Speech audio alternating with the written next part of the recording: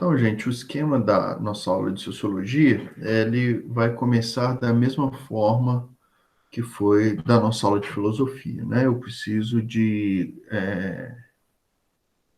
explicar com vocês, com bastante cuidado, a questão dos nossos trabalhos, tá bom? Cuja entrega ou cujo prazo final se encerra na sexta-feira da semana que vem. Tratando de sociologia, é aquele mesmo esquema, né? Só reforçando com vocês, um trabalho dissertativo e uma atividade múltipla escolha na plataforma Meu Bernoulli. Sobre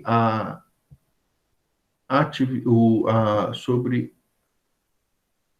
o texto dissertativo, eu estou copiando aqui o título do assunto e já estou colocando no chat para vocês. Então, nós vamos tratar o texto dissertativo sobre a modernidade líquida de Zygmunt Bauman. Nós vamos identificar este conceito, né, o que significa modernidade líquida, e vamos colocar isso em forma de texto, tá bom? Então, valendo 4 pontos, também para ser entregues até sexta-feira que vem.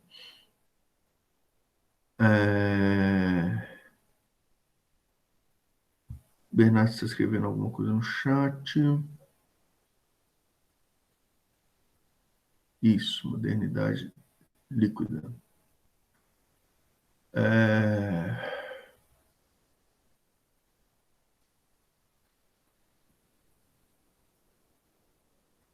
Não entendi o que você quer dizer, Bernardo. Estou olhando aqui no chat. Mas é isso, tá bom? Modernidade líquida é o tema, né? É uma ideia desenvolvida pelo sociólogo Zygmunt Bauman e que vocês vão fazer um texto sobre ela. E as questões de múltipla escolha a serem feitas na plataforma Meu Bernoulli, só para que vocês tenham ciência, é sobre Norbert Elias. Então, vocês já estão bem treinados aí no pensamento do Norbert Elias, já fizeram questões sobre ele em prova, e aí vocês vão ter oportunidade de fazer mais algumas questões, 4 delas tratando deste pensador. Beleza, pessoal? Acredito que, como já foi bastante reforçado na aula de filosofia, eu não preciso render muito mais esse assunto aqui, tá? Destacando a importância de vocês fazerem os 2 exercícios e, obviamente, dentro do prazo. Vamos lá. É...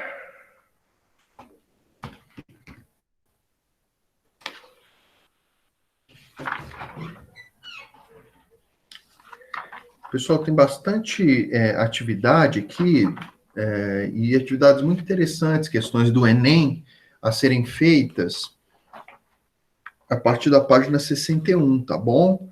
Então, você tem algumas questões aqui de processos seletivos de universidades, com bastante ilustrações, tal. É uma das unidades, é importante dizer isso para vocês. Este capítulo 3 é um dos capítulos cujos exercícios são mais interessantes, tá bom? Então, vale a pena você correr o olho aqui, porque eu vou usar algumas dessas questões para a nossa prova, tá? Então, assim, eu não vou fazer isso nesse momento, mas mais para frente eu vou passar para vocês uma seleção dessas questões. São muitas questões, né? Eu vou passar uma seleção delas para que vocês façam de para casa, mas você que quer ter um estudo mais avançado, vale a pena fazer todas. Desse capítulo aqui, como eu disse, as questões são muito boas. Pessoal, eu preciso de começar, então, na aula de hoje, o 4º capítulo nosso, tá bom? Eu vou só introduzi-lo, não vou avançar muito. O nosso cronograma de conteúdos está bem em dia, né? E E eu vou só começar o conteúdo para que vocês também tenham tempo de fazer os exercícios do Bauman, né? Eu passei para vocês, confirmem para mim no chat, por favor. Eu passei para vocês o exercício número 9 da página 59 para que vocês fizessem semana passada. Confirmem para mim, por favor.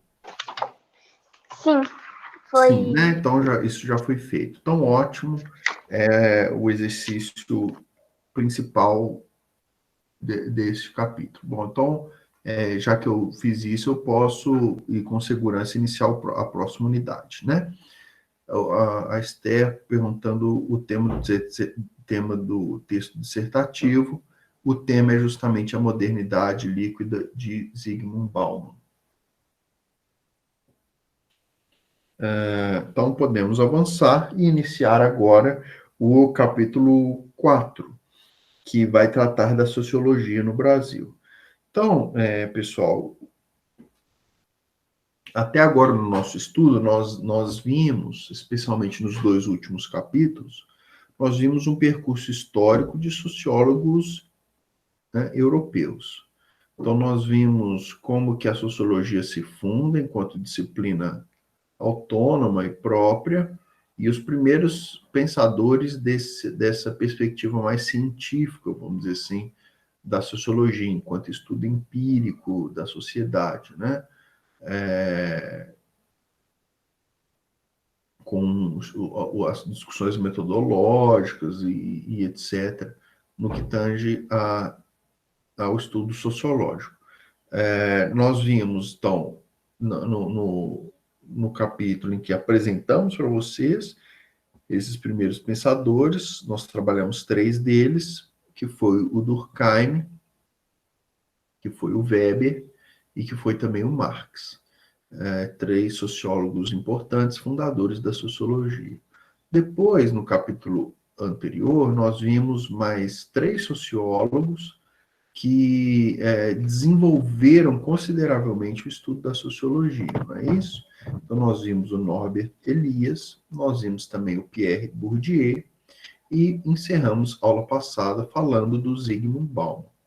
No capítulo que se inicia hoje, nós vamos estudar a sociologia no Brasil e alguns pensadores que foram importantes para a formação do pensamento sociológico, da mentalidade cultural, que é bem característica do povo brasileiro, desde do seu início, todo o processo de misturas étnicas que ocorreram na formação cultural do nosso país, e como esses sociólogos brasileiros, ou como os grandes pensadores dessa área, se desenvolveram no percurso da história do Brasil também. Então, temos grandes pensadores para conhecermos, e que são brasileiros e que falaram do Brasil de uma forma bastante interessante, né?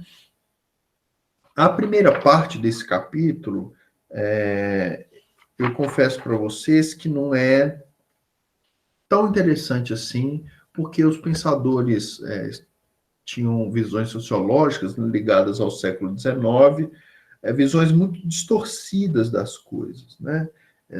Ainda com muita influência do positivismo, muita influência de uma visão muito equivocada da ideia de raça humana, né? Uma ideia primitiva. A gente não usa mais esse termo, falar de raças humanas, a gente prefere usar o termo etnia, e buscando identificar os problemas do Brasil, o funcionamento da sociedade brasileira com uma visão científica que hoje nós entendemos era bastante arcaica, né?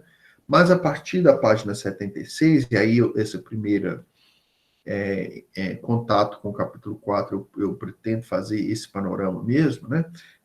Tratando, então, a partir da página 76, a gente começa a abordar pensadores que, sem dúvida, são mais interessantes da gente conhecer, que foi o Gilberto Freire, o Sérgio Buarque de Holanda e o Florestan Fernandes.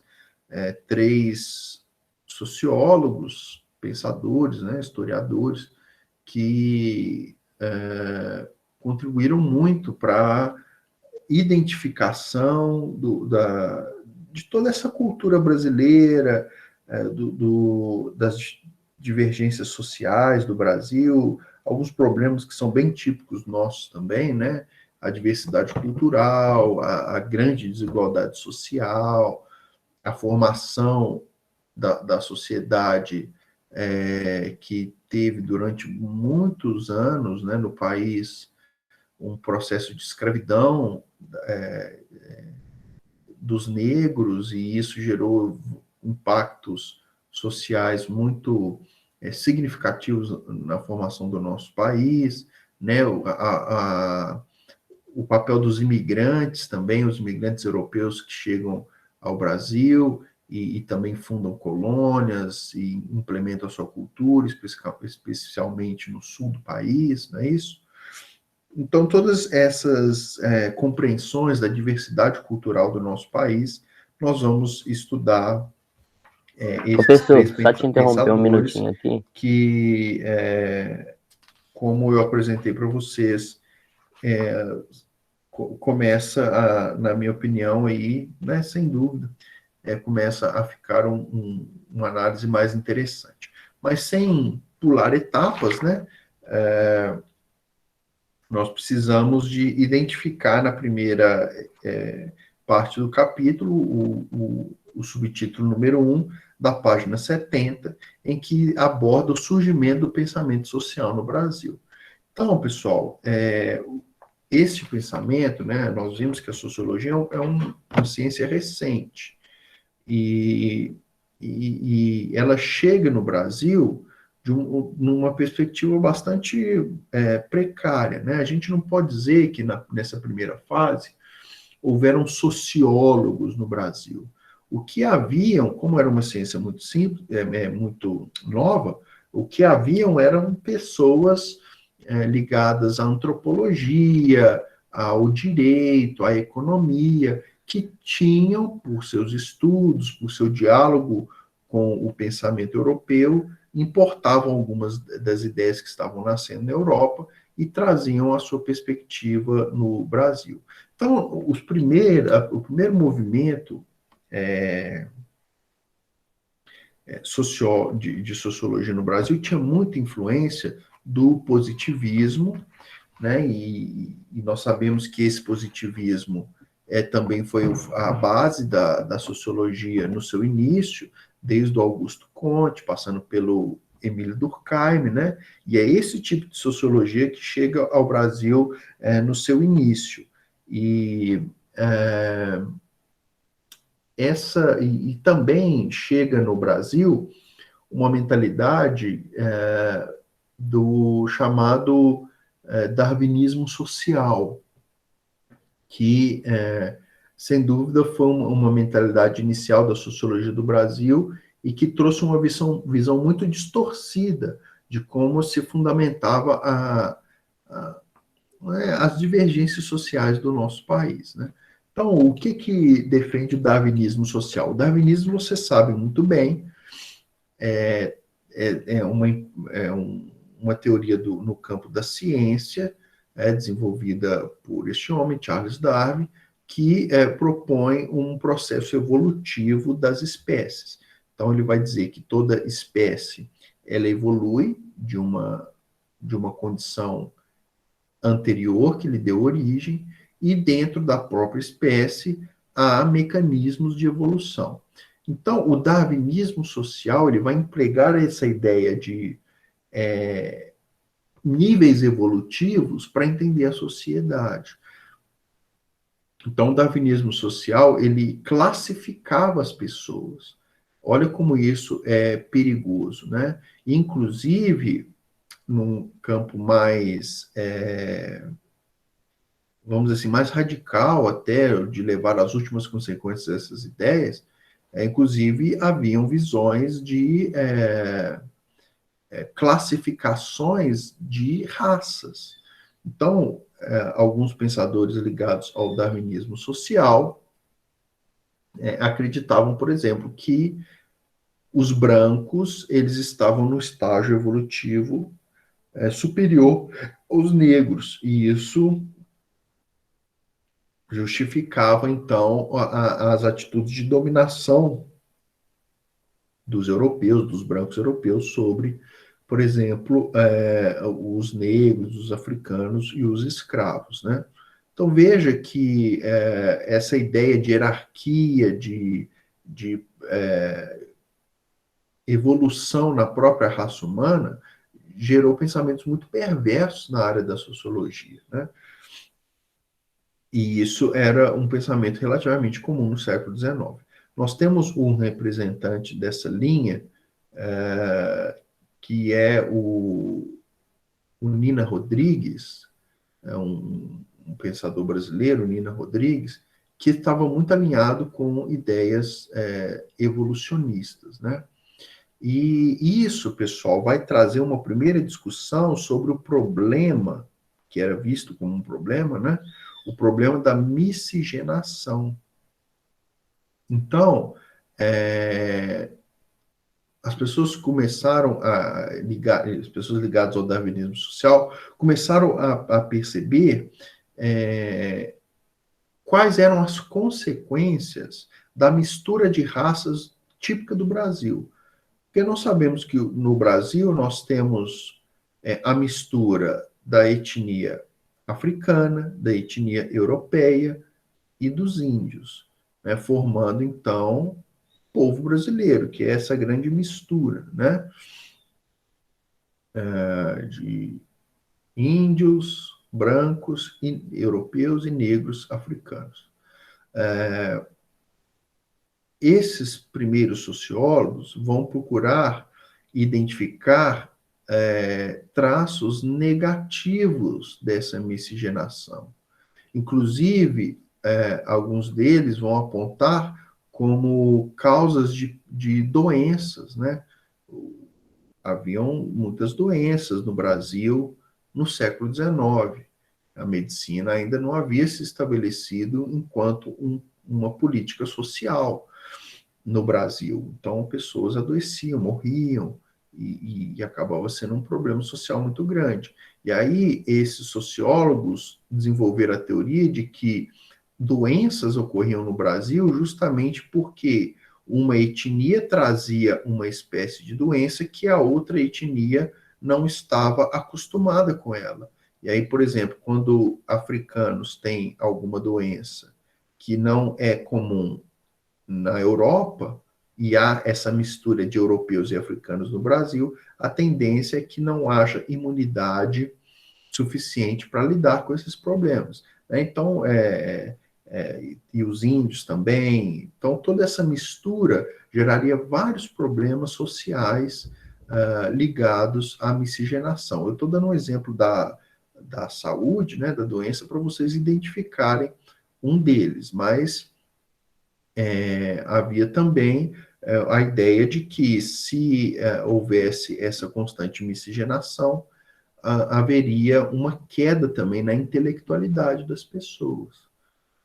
Então veja que eram pensamentos muito primitivos, muito arcaicos, e que inauguram uma espécie de discussão sociológica no Brasil, tá bom? Eu não quero avançar mais do que isso, né? Nós já tratamos, mesmo que de forma resumida, porque o objetivo dessa primeira parte é ser mais resumido mesmo, para que a gente gaste mais tempo falando da sociologia do Gilberto Freire, do Sérgio Buarque de Holanda e do Florestan Fernandes, mas nesse apanhado que eu trouxe para vocês, na primeira introdução, aí, explicação do início do capítulo 4, eu já estou abordando o tópico número 1, surgimento do pensamento social no Brasil, e também a sociologia pré-científica no Brasil, né? Então, quando a gente chama de sociologia pré-científica, é porque, de fato, as teorias que foram abordadas, elas tinham pouco respaldo do que hoje nós entendemos que é uma boa ciência social, né? Então, esse exemplo que eu trouxe para vocês do darwinismo social, né, é um exemplo clássico de uma visão pré-científica ou de uma visão científica de baixo valor mesmo, né, que é bastante superada hoje na sociologia contemporânea, tá bom? Pessoal, então eu acredito que em termos de conteúdo nós conseguimos cumprir a nossa proposta da aula de hoje, tá bom? Reforço com vocês, já perdi as contas de quantas vezes eu reforcei, mas eu insisto nesse reforço, dada a importância disso, né? Vocês não podem esquecer, agora que eu já passei o trabalho de sociologia também, vocês têm 4 atividades para fazerem, tudo para o dia 28, exatamente. Todas elas vencendo o prazo na sexta-feira que vem. Então, eu estou reduzindo até a minha aula expositiva com vocês, justamente para que vocês tenham tempo e tranquilidade para se dedicar a essas 4 atividades, tá bom? Os 2 questionários, pessoal, parece muita coisa, estou vendo aqui no chat, né, pessoal, assustando, parece muita coisa, mas não é, tá bom? Não é de fato. As questões de múltipla escolha vocês vão fazer muito rapidinho, são 4 questões de filosofia, 4 de sociologia, você faz cada uma delas em no máximo 15 minutos, eu penso, né, cada uma dessas atividades. E os 2 textos dissertativos que vocês vão enviar por e-mail, tá? Tá bem tranquilo. Eu acredito que vocês não vão ter dificuldade Professor, são assim, quatro não. atividades? Oi, Lucas. São 4 atividades? São 4 atividades, tá Então, bom? professor, olha aqui, eu poderia. Eu só estou falando, se não teria jeito de, por exemplo, hoje é dia 21, para próximo dia 28, a gente faria 2 delas, e para aí, sei lá, se o senhor quisesse quarta-feira, terça-feira, a gente mandava as outras 2, porque a gente está tendo. Agora começou o período de simulado e a gente está tendo prova, trabalho, então tá muita coisa mesmo. Aí, se fosse possível, a gente iria agradecer muito, professor. Então, podemos combinar com vocês o seguinte: o trabalho só. Então, ao invés de 4, eu vou eliminar um. O trabalho de sociologia, eu vou dar mais uma semana para vocês, pode ser? Já é uma concessão. Então, ó, Muito vocês vão obrigado, fazer a professor. dissertação de filosofia e os 2 questionários, tanto de filosofia como de sociologia. E aí o texto sobre modernidade líquida, vocês ganham então mais uma semana para fazer. Podemos combinar assim? Agora, os 2 questionários eu precisaria que fossem feitos até semana que vem, tá bom? Porque já está no nosso cronograma, já vai ser disponibilizado para vocês na segunda-feira. Ô, professor, Combinado? Oi, Sara. é porque eu sei Tudo bem? que tudo e você. Tudo ótimo. Que bom. Eu sei que todas as etapas dos professores têm que dar trabalho, né? Eu sei. Só que, tipo, eu acho, é só uma dica, tá? Eu acho que vocês deviam, quando vocês combinarem para a terceira etapa, combinar de não dar tudo no mesmo semana, porque, tipo, vocês estão dando pertinho do simulado, e aí tem as provas também, que é toda semana, e aí, tipo, tá tendo trabalho, e aí todos os professores estão passando todos os trabalhos essa semana para a semana que vem, então a gente tá, tipo, super apertado. Então, era só uma dica, claro que já que vocês já deram, a gente vai fazer para a semana que vem, mas, tipo, para o terceiro trimestre não ficar tão corrido assim, sabe? Tá. Obrigado pela sugestão aí. Eu posso trazer isso na pauta da reunião de professores, né? Realmente acaba acumulando bastante, ficando bastante em cima. E até para Por isso que vocês eu como tento aliviar assim. bastante, né? Vocês puderam perceber que meus trabalhos não é tão, o nível de exigência não é tão grande assim. Eu evito de ficar passando também muito para casa, né? Igual a gente estava passando nas aulas presenciais, que praticamente uma aula sim, uma aula não, eu passava para casa para vocês. Eu tenho diminuído isso, né, bastante, vocês perceberam, não fico cobrando tanto porque eu reconheço o acúmulo de atividades que vocês têm, né? Então, o texto dissertativo, eu vou adiar o de sociologia, vou deixar que vocês tenham uma semana a mais de prazo para entregá-lo.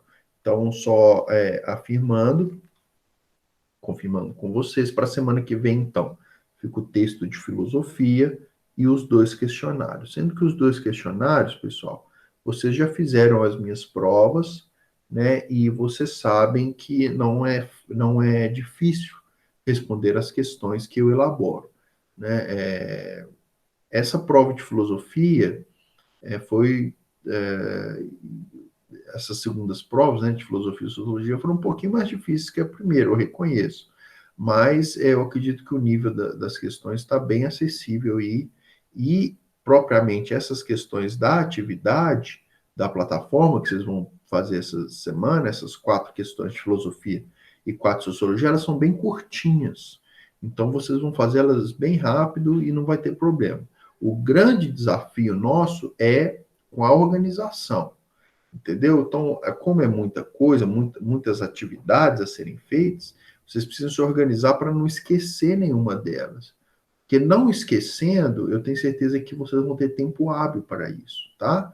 Vocês vão pegar o livro de vocês, vão consultar o capítulo relativo à atividade, né? No caso de sociologia, as questões de múltipla escolha são de Norbert Elias, ou seja, são muitas, bem pouquinho as páginas que você vai poder consultar, e você consultando o material, você já vai ter ótimas condições de fazer a prova. No caso de filosofia, nós vamos falar de Aristóteles também, está bem tranquilo, eu tenho certeza que consultando a apostila e já tendo as informações que vocês tiveram com as aulas que eu já dei sobre esse conteúdo, vocês vão fazer de forma bem simples, bem tranquila, tá bom?